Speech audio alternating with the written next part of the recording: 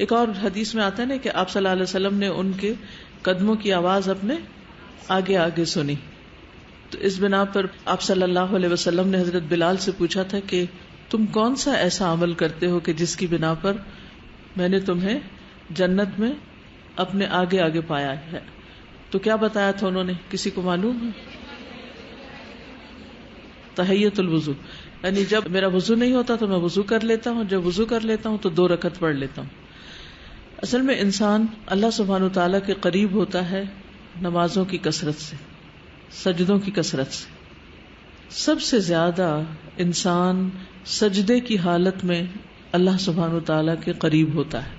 اسی لیے حدیث میں آتا ہے کہ پھر سجدوں میں خوب دعا کرو، کیونکہ انسان اللہ کے قریب ترین ہوتا ہے.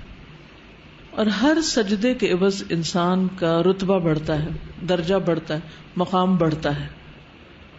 تو اس سے اندازہ ہوتا ہے کہ نماز کا ادا کرنا اور نہ کرنا انسان کے انجام کے لیے کتنا بڑا فرق رکھتا ہے.